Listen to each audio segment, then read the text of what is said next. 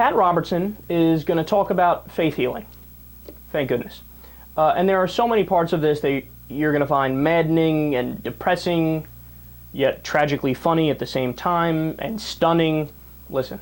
D writes, you often pray for tumors to shrink, diseases to go away, broken bones to heal, the deaf to hear, the blind to see, the lame to walk. Why don't you ever pray for God to replace limbs? Is it because you believe he cannot grow limbs? If not, why not? Can't God do anything?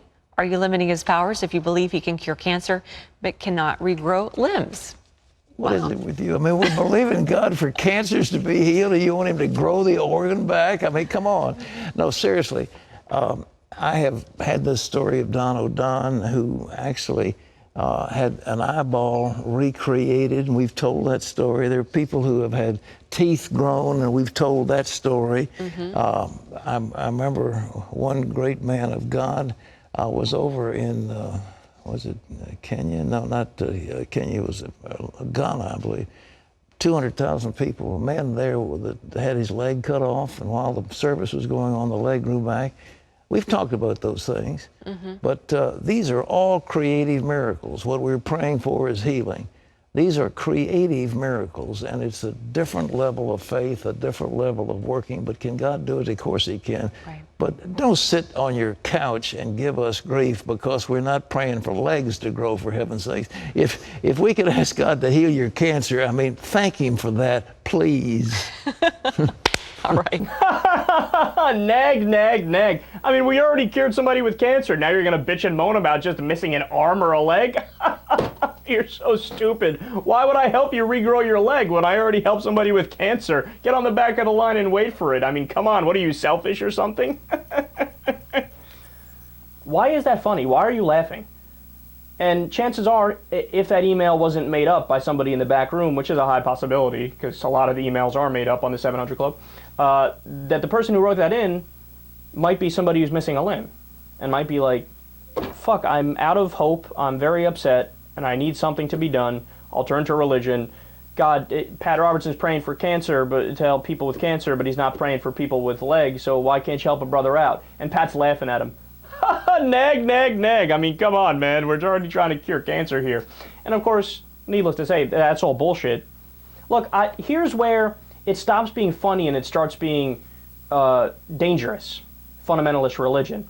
Because there are a lot of people who aren't that bright, and they're going to sit there and watch the 700 Club when Pat Robertson does pray for, oh my God, cure this person and cure that person. And they're going to say, I've given up, I'm going to give up on modern medicine. Not everybody, but there's a small percentage, 5%, 1%, even if there's one person, where they say, yeah, you know, I'm going to give up on modern medicine. I'm going to faith heal. And this is what I believe. And Pat Robertson seems to justify this belief and say it's okay. He's got a TV show. He's got this massive, you know, following that he's built. He's got to be doing something right. So I will turn my life over to God and just do it through prayer and stop taking my penicillin or my chemotherapy or whatever the case is. That's a huge problem, man, and that's not okay. You can't have people incentivizing that kind of action. It's borderline criminal. It really is, because you can make an argument that it's not a free speech issue, it's a consumer protection issue, where you are actively lying. If the makers of Zoloft or, you know, whatever name, whatever drug you want to say, can't come on TV and lie about their drug, why should Pat Robertson be able to lie about faith healing somebody? He's selling a false product that's false advertising. That's a breach of consumer protection laws. But I get it. It's a slippery slope to, you know, regulating speech. I understand all the counter concerns, but it's totally irresponsible for Pat Robertson to say that. Look at the other thing he says. Oh yeah, somebody's eyeball. We recreated somebody's eyeball through prayer. Somebody had their teeth grown through prayer. And my favorite, a man in Ghana had his leg regrown during service. That means during Mass. So he's sitting there and they're, you know, everybody's singing and praying and whatnot. And then, oh look, I sprouted a new leg. Isn't that dandy? Now ask yourself this question. If any of that happened, why is this not the biggest story in the history of the world? Why is it not the front page of USA Today, the New York Times, all over CNN? Could it be because it didn't happen?